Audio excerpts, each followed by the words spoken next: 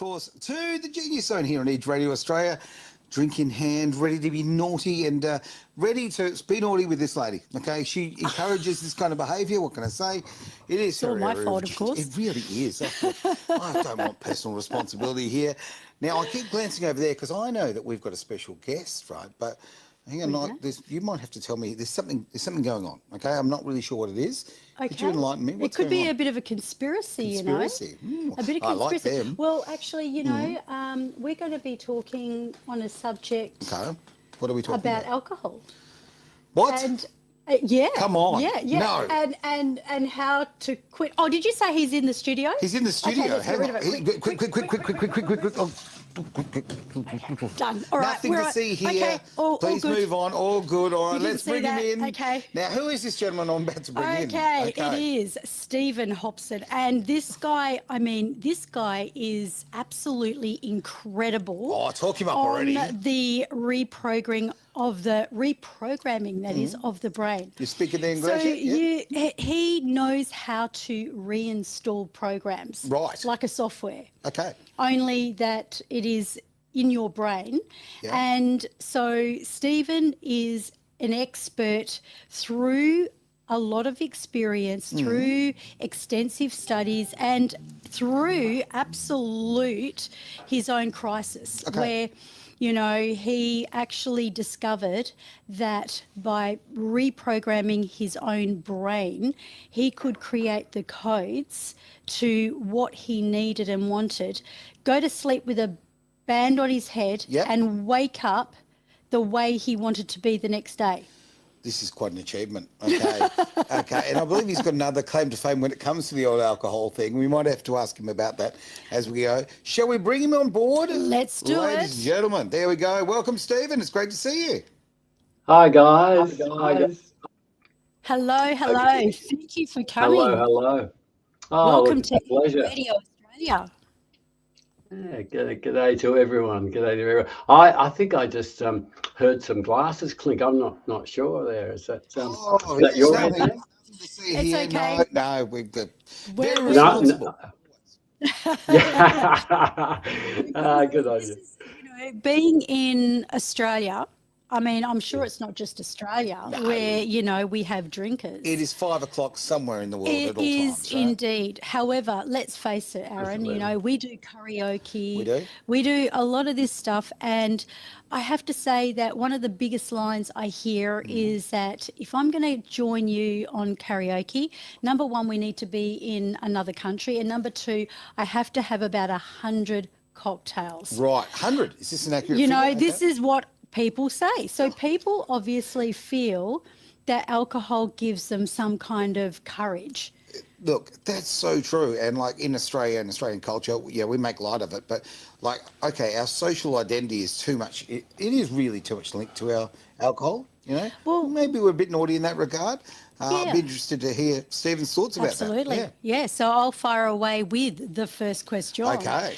Yeah. So, Stephen, you have an understanding of how to uninstall old programs. So that means that if someone has an addiction or they have a sabotaging pattern, you know how to uninstall it. And what was your first experience in coming to know that this worked? On myself, with myself. You?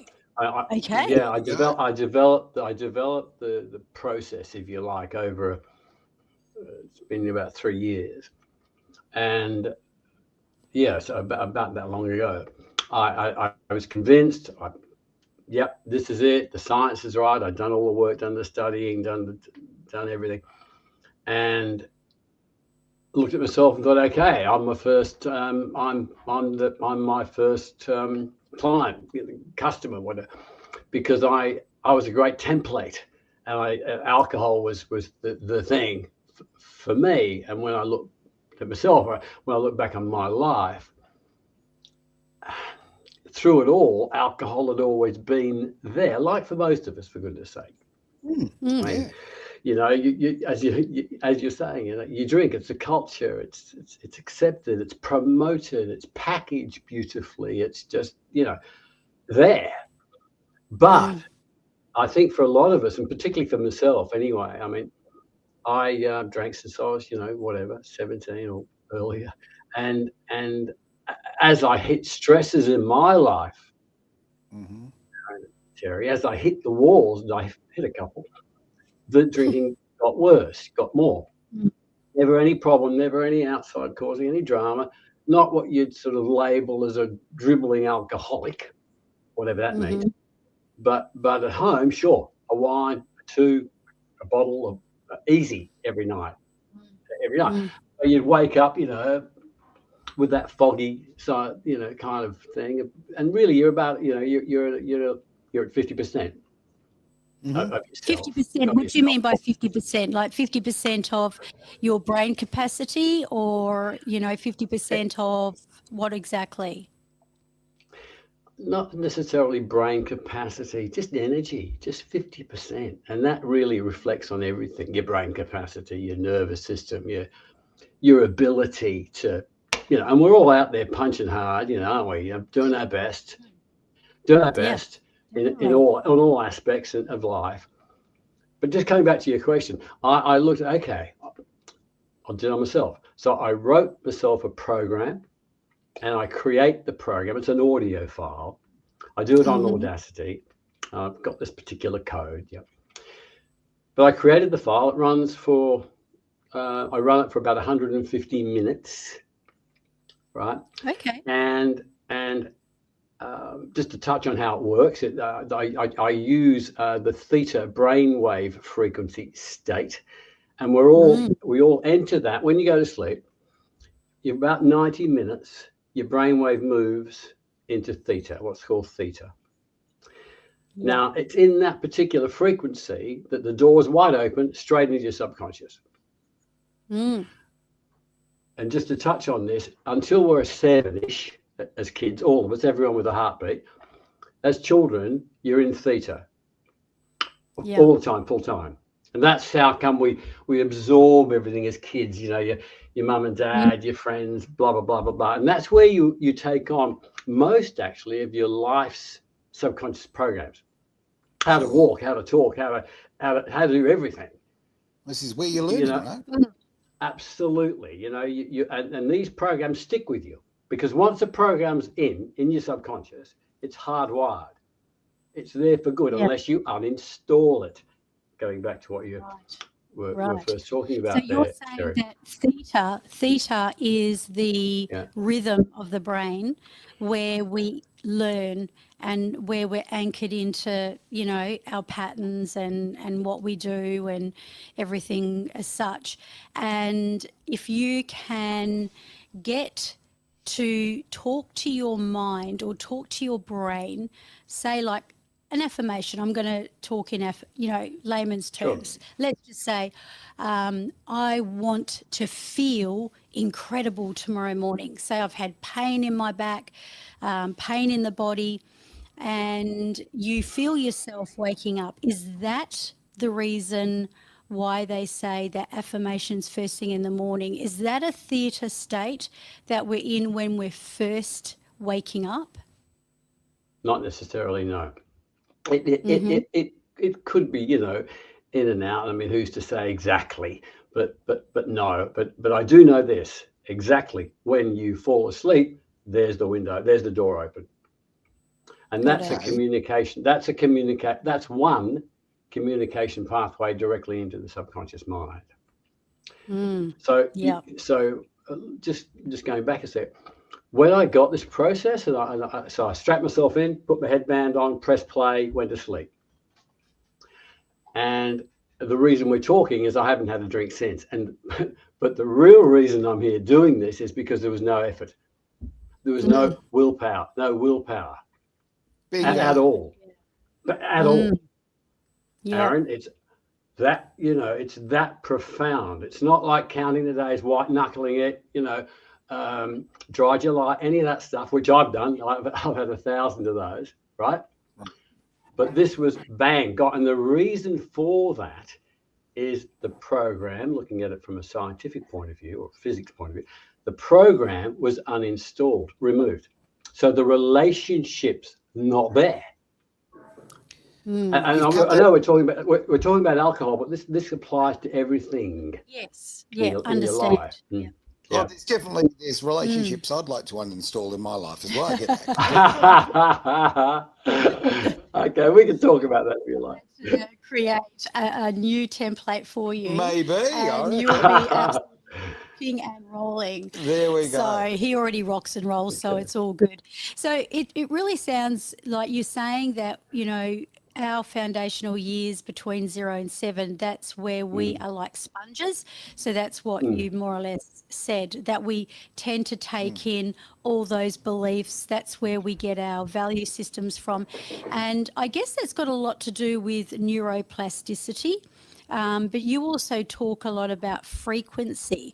So how does neuroplasticity and frequency and I guess theta, if you will, play a part together in amplifying and helping a person to make that change?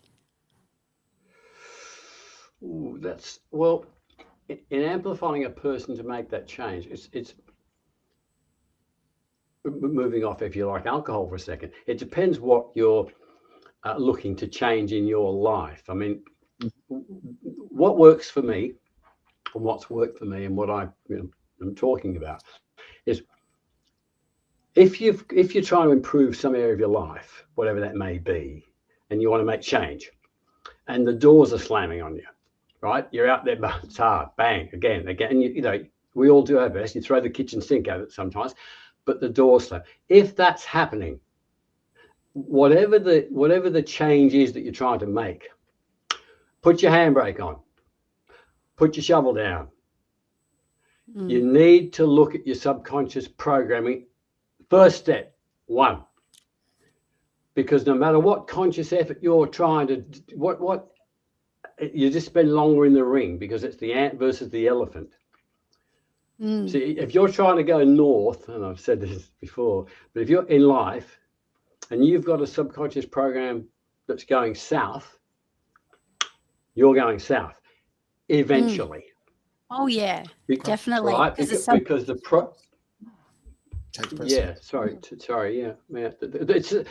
processor, you see, the subconscious mind processes 40 million bits of information a second. Wow. Your conscious mind processes 40. Yours might process a bit more, Aaron, but most of us, it's 40. Yeah, it's a little ADHD, I'm going to say. There's a few open on the computer. It's an interesting thing, and I'm going to throw a little sideways thing on this, right? As far as you said about the programming of removing the program, okay? I think that there's so much to be said about that. We've had a couple of conversations before about peer pressure and stuff, and so I grew up and I've never been a smoker, all right? Okay, I smoked one in my entire life, right? Okay, and just it never appealed to me. Now my parents, they did a very smart thing. They said, hey, to all 3 of the kids, if you get to 17 and you're not a smoker, we'll give you $1,000 towards your first car. Wow. Right? Now, for me, That's a good bribe. it was a great bribe, right? Yeah. Good incentive, because they were both smokers, smoking in the house, all that kind of thing. Not great. Well, they were a great advertisement for cigarettes, that's for sure. Yeah. But what I'm getting at is like, okay, the program of wanting to smoke, and I was very lucky because, quite frankly, I just didn't feel the need. I didn't have the peer pressure. All my friends were smoking, but I just didn't feel the need to, right? And my desire for that money for my car was far, far bigger. So what I'm kind of getting at is I never had the program to want it in the first place. Yes. Therefore, there's no giving up. There was no loss. There was no willpower, right? Yeah. Okay. It was just never a desire that was there. So if you've got something and you've actually removed that program, you've removed that desire, I get that, you know? Yeah, but you were anchored also. So you were anchored into the whole concept of, well, I'm going to get $1,000 towards my first car. That's right. My go-go That's mobility. it. That's right. You're anchored into that. And, where a lot of teenagers, a lot of young people will go, oh, well, why not cave into a bit of peer pressure? That's right. And that's how it all starts. But so what's your take on uninstalling? What do you believe about that? Because I know that I asked you on the podcast, can we be a person who is disciplined enough to say, well, I'm only going to have 1 or 2 drinks a day. And your comeback on that was, well, can you be a little bit pregnant? And I guess the answer is no. So you're saying it's black or white. You either decide that you're going to quit, and especially if it's for a good reason, or you don't. Is that right? Well, from a subconscious standpoint, it's you can't be a little bit pregnant. With the subconscious mind, it's either yes or no, black or white. Right. You either drink or you don't. Consciously, Terry, yeah, I mean, there are a lot of people that, goodness me, they have 1 drink or 2 drinks. They don't have an issue with it at all. I'm not advocating that, but as long as it's not causing you any damage in your life. And by the term damage, I don't mean falling over, breaking your leg. I just mean from an energetic point of view. If you're trying to improve your life, for yourself or your family or whatever, and you're finding, that you're drinking most nights, whatever that may be, not necessarily getting plastered, but just having, a bit much, and you wake up and you're a bit foggy, and you get used to that. You do. You just, it becomes part of you, and it's in your pocket all the time. And it becomes your friend, because it's how you cope a lot of times. I've digressed a bit, but just going back a sec, just smoking there, Aaron. The other communication pathway into the subconscious, besides the theta that we've spoken about, is repetition. And we all know this because of driving a car, riding a bike, learning a language, a musical instrument, blah, blah, right? Now, most of the time, alcohol, like cigarettes, the subconscious program for that is formed and installed through repetition.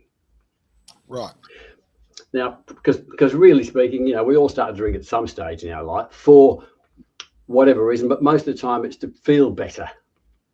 So either to drink with your mates, or to drink with your, or to be, if you're a bit shy, you might want to be the life of the party, or later on you might be sad or angry, and emotionally you drink to make you feel better. Now, you then end up going back for more, because it does feel good, doesn't it? For a couple of, for a bit, it's happy time. Oh, I love a tickle. Absolutely. But if it goes past a tickle, and consecutively goes past a tickle, then that's when you should, in my opinion, you should look at yourself and go, well, how would my life be if I could remove that without stress? And that's the big thing it's all about here, because we can't stop drinking alcohol consciously. You can do your best. You can white knuckle it. You can count the days, sure. But you can't fight the subconscious. If you've got a program in there that's, as I said earlier, going south or opposed to what you want to try and do. And as we go back for more with alcohol, get back to the bar, your shout, no worries, get back as kids or later on, and you keep going back, that forms the subconscious program, which means, in so many words, I'm happy as life's great when I drink. So, and as a subconscious standpoint, you drink because it's good times, right? Mm-hmm. If you can understand what I'm saying there. And you've got 2 programs. For every program, there's 2. There's a primary and there's an anchor. And the anchor is really the big one you've got to get, because let's say you've got a primary program. Most of us have this. Life's great when I drink alcohol. Happy days. I'm popular. Yeah. Or something for a lot like of people, life is not great when they're drinking alcohol. There's a lot of people out there in that situation. Just throw this in. I deal a lot with people who have gone through some great grief in their lives, right? And I find a lot of people have been through that situation, and I fell into this myself, so quite happy to put the hand in the air, where I started self-medicating, right, with alcohol, okay? And it's a negative spiral, right? And it's a very hard thing, and you're talking about like getting out of that. Well, if you cold turkey, it is very difficult, especially if it has become habit. Some people can get out of that, some people can't. And maybe I'm suggesting this only because I'm not the expert, but kind of asking you on this one. Maybe your technique is very, very good for people who can't get out of that habit. They've been using that as a crutch for such a long time. Yeah, Perhaps your methods might be very beneficial for them. absolutely. Yeah, Well, 100%. it's certainly worked for me 100%. This works for everyone that does that. It's working for everyone exactly the same way, Aaron, when they do go through this process. And you really just feel like you've never been a drinker at all. Okay, there's no for or against with it. I don't drive past a pub and go, oh, gee, at all. But I actually don't look at it and go, there's no emotion because the program has been removed. Sure. Yeah, and that's the part It's that's going to bizarre. interest. Yeah, it is bizarre. And that is definitely the part that's going to interest not only a lot of people, but a lot of coaches who are obviously studying hypnotherapy and the subconscious because, obviously, that little element that you were talking about, you know, creating your own video, your own recording on Audacity and then playing it at night and then waking up the following day. Can I Yeah. ask, are you going through a traditional hypnotic trance to do that, or are you straight in and you're just listening to it? You're snoring your head off. Perfect. Yep. Oh, You're So snoring you your head off. You listen to it obviously a little bit. It took me I put some music with it. It sort of I had trouble going to sleep at the sound of my own voice. My wife doesn't. No problem. She'll fall asleep listening to me all the time. But what I put a happens bit if of music with it. it puts her to sleep? Right, gotcha. Yeah, that's right. That's right. Look, No, you I just don't sleep. it's just as simple as it's simple and as complex as that. You write Yeah. the program. Just stepping back a second, then you mentioned hypnotherapy. When I was doing my studies, learning of under some great minds in the world, and I looked around at everything. I'm obsessed about it. That's when I saw the gap. That's when I thought, gosh, there's no uninstall. There's no process for getting rid of the virus out of the computer, right? And we're computers. The subconscious is your hard drive. Your Yep. belief are your programs, your software. So if you've got a program, you've got a software in your Windows on your computer, there's some problem. What do? You get rid of it. You've got to uninstall it. Correct? Right. We're exactly the same. So mechanistically, if you've got a program that's causing, something that you'd rather not be happening, that program needs to be uninstalled. And I looked hard and fast at this and thought, gosh, there's all good horses for courses, it's hypnotherapy and the other methodologies that are available. What I noticed is they just keep putting in new programs. In other words, install. Yep. And if it's like you can't put new, if you're putting new software on a corrupted hard drive, you've got a problem. So that was my rationale, if you like. So that's what I lent into that and thought, okay. So I thought, well, if you can talk to the subconscious, if you can interact with the subconscious, if you can communicate with the subconscious, you can tell it to uninstall the program, can't you? Yeah, well, that's very true.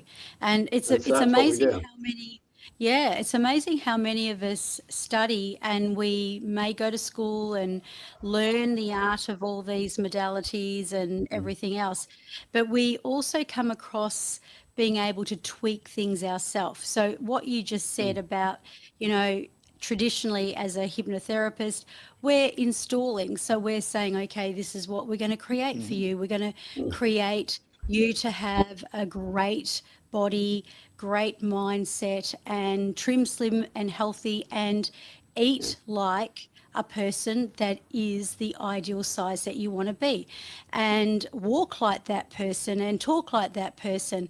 But you're quite right as far as uninstalling. But this is where, I think you've just solved a bit of a riddle for me personally, because people always say, well, what do you prefer, NLP or hypnosis?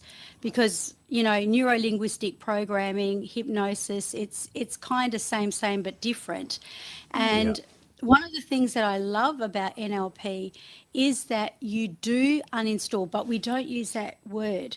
So we go back on our timeline. You've heard many times. Bang on about this, where we will go back to that time. So, like what you're talking about, well, I didn't do it with alcohol, but I dealt with a lot of people that had weight problems or addictions in other areas.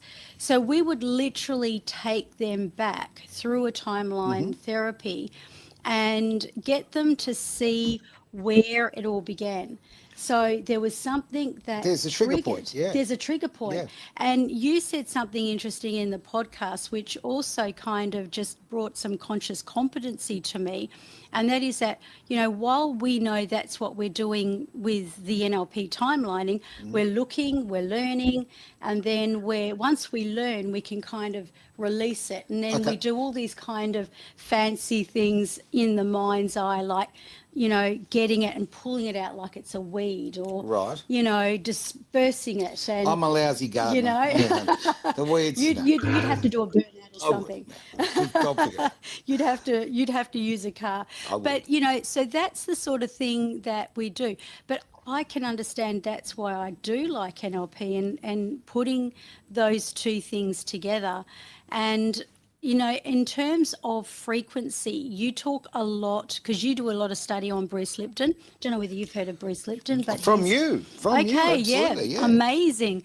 Can you talk us through frequency? And I know we've got a question that we'll go over to in a moment, but just to kind of prepare our audience, what is so imperative about our frequency, Stephen? Oh, that's a great question. And I'll preface what I'm going to say by, this is my opinion. Okay. All we have is opinions. If it resonates, great. If it doesn't, that's good too. It's safe. Frequency is such a wide word, isn't it? I believe that we all have a unique core vibrational frequency. I call it our set point. Okay. As beings. I'm not talking about as human beings. And for me, the primary thing in life is who am I? To find out who I am, or what I am. And the second is how you function, how it all works, right? And the third is why.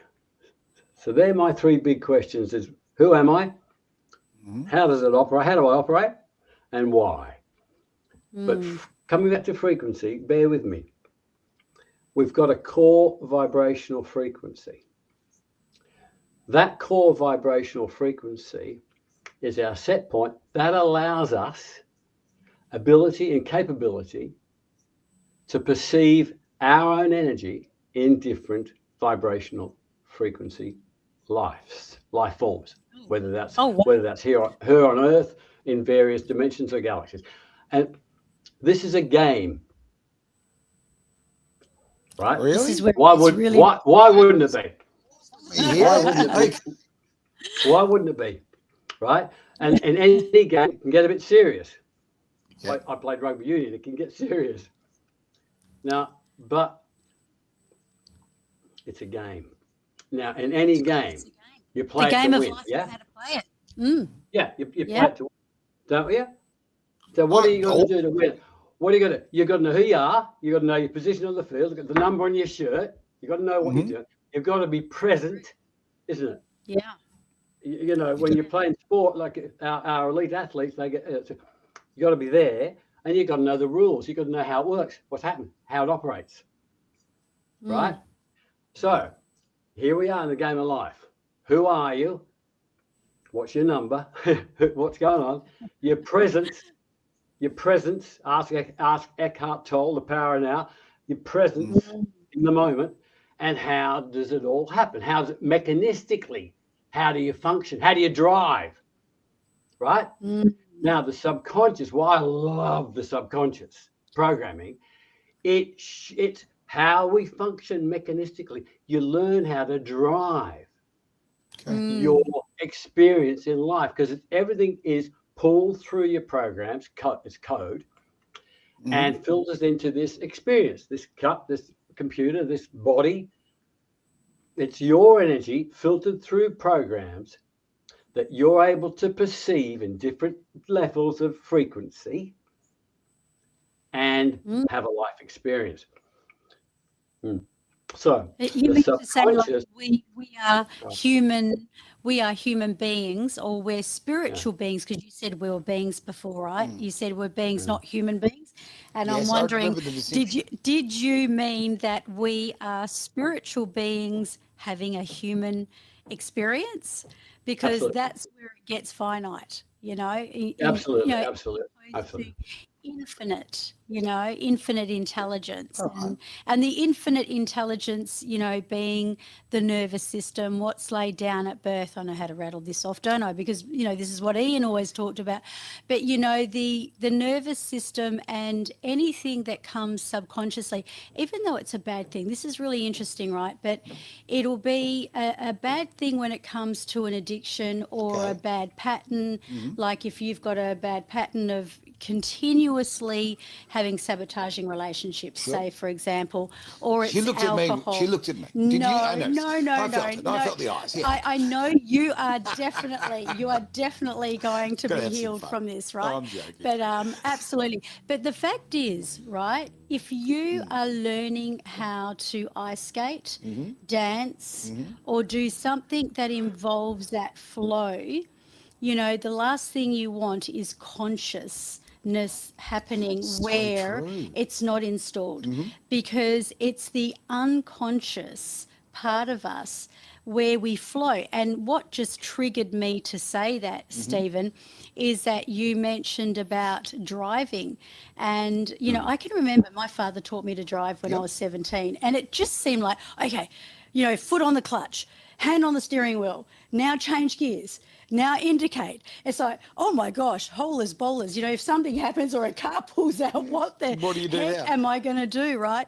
And you're overwhelmed. If you go back to that first instance when you are learning to do something, it's clunky and chunky. Yeah, it makes sense. And then all of a sudden, I can drive home, except for in torrential rain like last night. I can drive home and think, well, I couldn't even remember how I drove home. I just did, because it was, I guess, subconscious.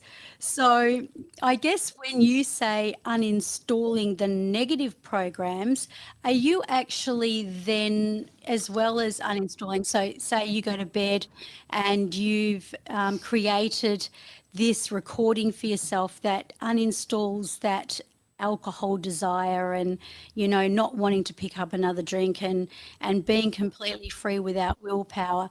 But are you then reinstalling as well? Like, are you having to replace it with something else? That's a curious question as a hypnotherapist, because we always learnt that whatever you take out, something else has got to go in. All right.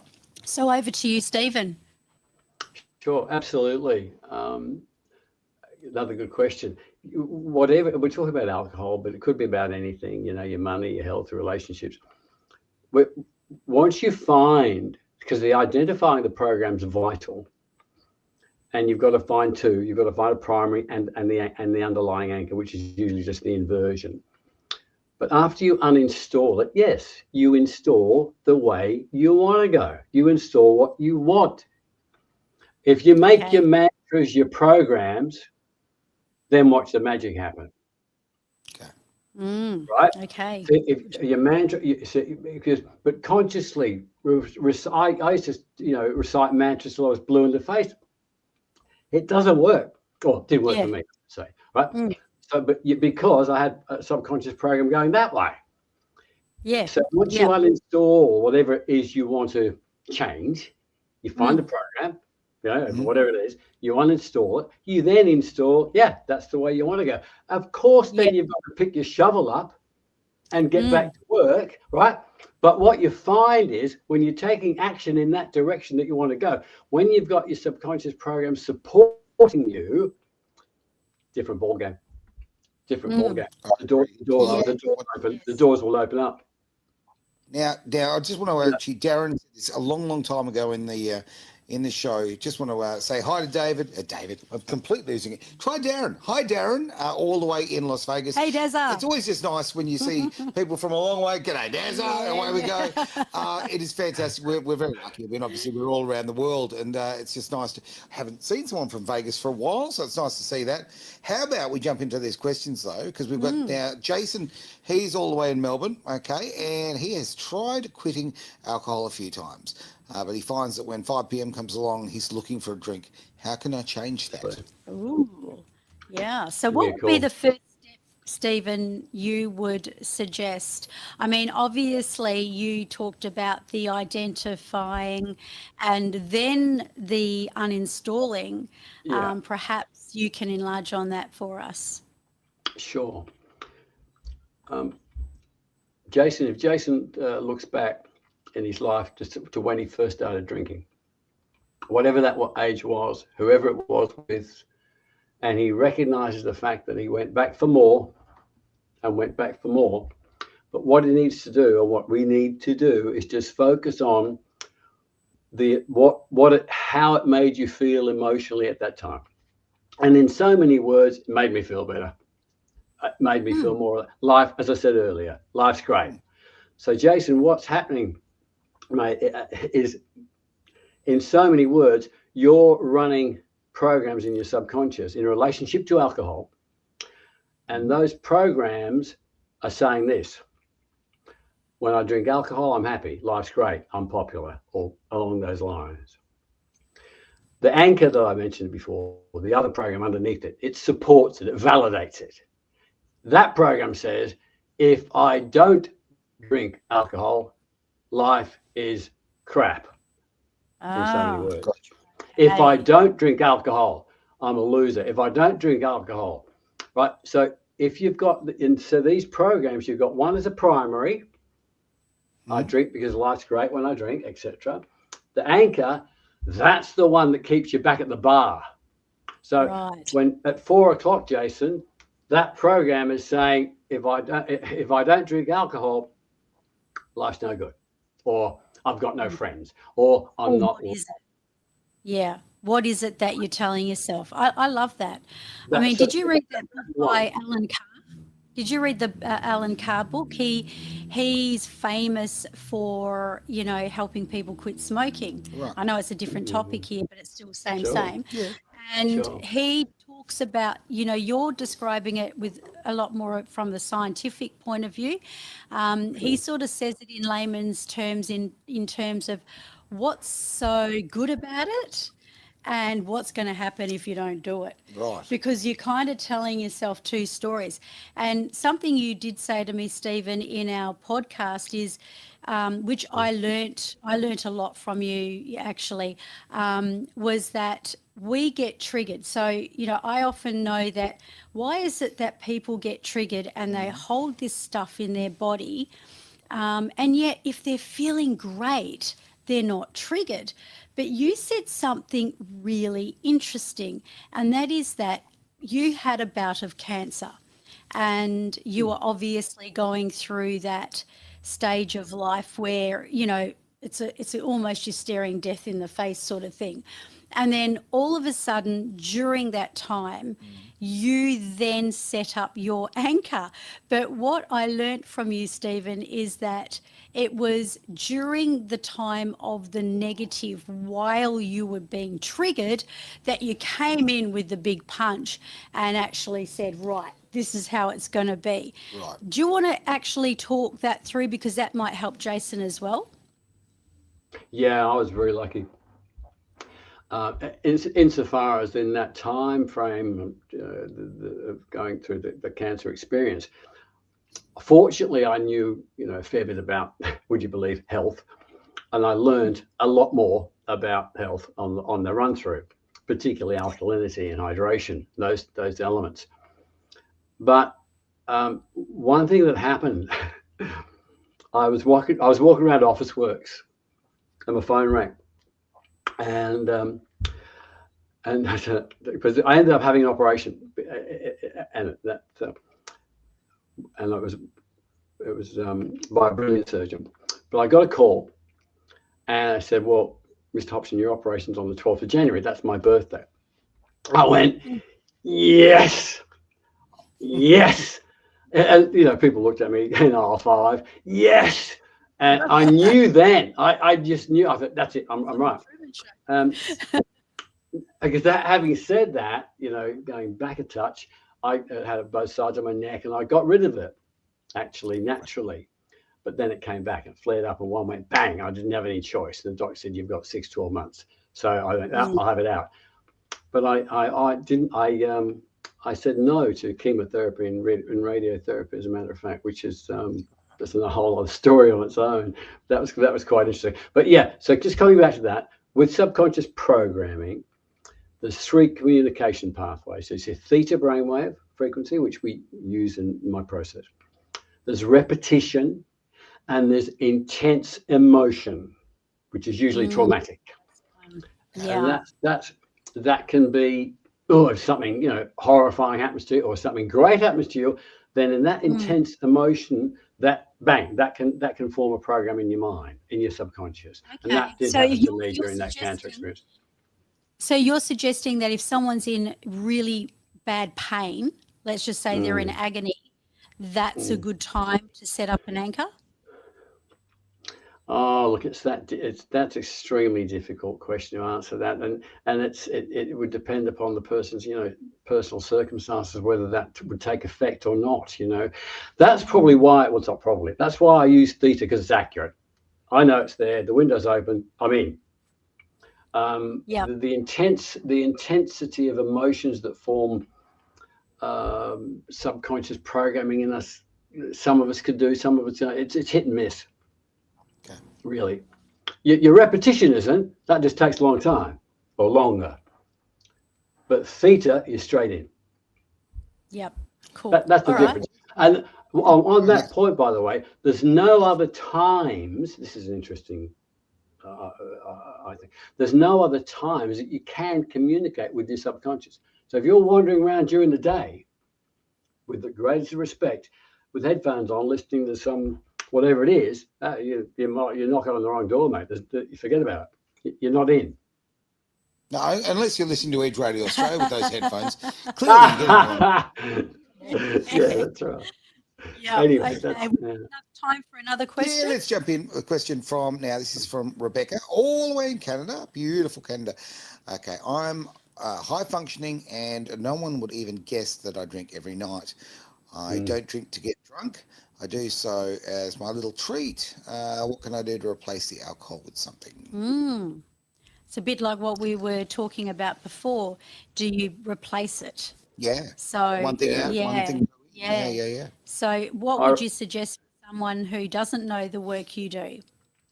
Sure. Well, Rebecca, it's me too. I was, if you like, high functioning. There's a lot of me's out there. There's a lot of Rebeccas out there. There's a lot of people high functioning that have these drinks, and as a treat, it's your friend. It's how you cope after a hard day or a good day. That's what you do. It's just what you do. So you don't actually replace it with anything. You make a decision whether or not you would like to live your life at 100% of you, energy-wise, really. And if you could do that, the problem is that we all just decide that from time to time and consciously have a dry July, but it's exhausting. So you don't. Exactly. You're drinking and forget about it. But what I'm talking about is you can stop without stress, without trying, effortlessly, literally. And what happens is you don't miss it, Rebecca. You won't miss your little treat. You'll just have 100% of yourself. And you don't when you haven't got a program that's opposing, you don't miss it. It's like saying, do you miss smoking to a non-smoker, or do you miss, whatever it is? If you completely haven't got a program for it, like you were saying earlier, Aaron, you don't miss anything. So it's a little bit difficult to understand that, because I get it. I was there. You think, oh gosh, what am I going to do if I don't drink, or something along those lines? How am I going to enjoy myself? How am I going to, but what you do is you get 100% of yourself back, because all the alcohol's doing is masking the situation for you. Well, I like that. I like that, because that's a really brilliant way for even someone like myself to be thinking, because I'm high functional. I, will have a couple of drinks. Yeah, absolutely. We joke about it, but we do it. Let's face it. We do it. Yeah. And I really enjoy it. And then I've even said to myself, because I've thought about, should I see Stephen? And then I've gone, but I enjoy it. Like, do I want to? Do I want to? Do I want to? Well, yeah. I mean, it's... And then, but then what you just said, it kind of is a bit more inspirational from where I'm sitting, because he just says, well, you're going to get back 100% of yourself. Well, I never thought of that. But can the world cope, brother, with 100% of this one? Back. I'm just saying, come on. Oh boy, what can I say to that? Well, I'm going to go to and I think that's thank you so much. I'm going to go for we're very, very late, so we'll have to sort of skip through. Yes. But I do not want to skip through on Daniel from Brisbane, who has actually put a question through as well, because this kind of goes in line with what we've just been talking about the lack of having to replace this, because this is about vibration, okay, and people's energy. So I'm going to pop that up there. So Daniel says, all the way from Brizzy there, Bris Vegas, how do you identify if your vibration is high, low, or medium? And what practical steps can I take to raise it, especially when you're deep into bad habits? Oh, sorry, I put bad habits. He's put old habits. I just bad habits. Can't help myself. I stuck my own word in there. There we go. Yeah. What about that? How do you feel? What do you about reckon, that? Stephen? Well, in my opinion, the easiest and simplest way to raise your vibration is to follow your passion. Yeah. Right. And mind you, if your passion is to have, a couple of bottles of wine, perhaps think about it, but follow your passion in life. Yeah. And, that will help you. Now, as far as your habits are concerned, your deep old habits, if they're concerning you realistically, whatever they may be, whether it's alcohol or something else, and consciously, realistically, you'd be better off without doing it or taking it or whatever it might be. That repetitive habit is a subconscious program perpetuating itself, validating itself, and keeping you in that experience of that pattern. Pattern. Yeah. But your vibration, it's such an interesting one. I mean, if you're feeling low, if you're feeling upset with yourself at some degree, all you need to do is explore why. Why are you why do you think you're feeling? Why do you feel? Why are you putting yourself down? Why are you feeling, and you'll get answers all the time. You'll know, and already probably. You go, yeah, it's because I'm doing that, or I'm not doing that, or that's not working for me. I haven't got enough of this. Whatever it is, if those doors are shutting on you, if you're finding it bloody hard, it's because you've got a subconscious program that's opposing what you want. So the way to raise your vibration, follow your passion, and find your unwanted programs. Oh, love that. Yep. That's so good. I'll tell you what, I'll tell you this. That's the genius zone. It is like just downloading a new version of Windows, right? Okay. Mind you, that gives me headaches. Pretty well. That in itself. But there's so much truth in what you've said. And I think that if you can Yeah, like, I mean, I've always thought about the way you've explained about going back to just before that happened, and this Yeah. is very much like this. It's a very similar concept of going, okay, just removing that. It's we don't have to put a patch on it. Don't put a band-aid on it. How Yeah. about we just remove the Yeah, injury, so to speak? exactly. Yeah. Take it away from it. Yeah, Yeah, yeah, like it's it's a great never thing. been there. Yeah. Because also too, if you think about it, if you've got a vendetta against someone, usually, or even if you feel, like when you feel that thing towards someone, and then if you see them, you kind of can feel the energy, like that energy is going to be there. Oh, right. But the fact is, if you can uninstall that, then it's not there. Then it kind of disappears. And I've seen this happen before, but magic does happen. So I love what you've said, Stephen, and I cannot agree with you more, especially on find your purpose to raise your vibration, because, the Genius Zone is all about your soul purpose and really finding that, but also a bit from your story, going from your pain to power, which is what this, what this particular sequence is all about. So thank you so much, Stephen, for your time yet again, Really and appreciate it. sharing so many gold nuggets with us. Gold nuggets. She uses the big technical terms all the time. I'll tell you right now. Hey, mate, I'm very appreciative of everything you've had to say. Now, if people want to get hold of you, how do we do that? Through my website. It's you can hop on there, and if people want to talk to me, or by all means, I've got a program running for alcohol at this time. It's a 7-day program specific for alcohol. But as we've talked about, and as I said, this sort of engages every aspect of life. So if people have got some issue they want to talk to me about in that context, I'm always available. Get through my website again. There's email there, or you can book a call. And you'll find it in the show notes as well. You beat me to it. Look at that. Thank you very much for everyone involved. Thank you. By the way, there's lots of comments that have come through on the other feeds, which we couldn't see. So I look forward to having a bit of squeeze during the week at people's comments and questions through there. And obviously we can catch up with those at a later time. Thank you very much for being part of the Genius Zone here at Edge Radio Australia.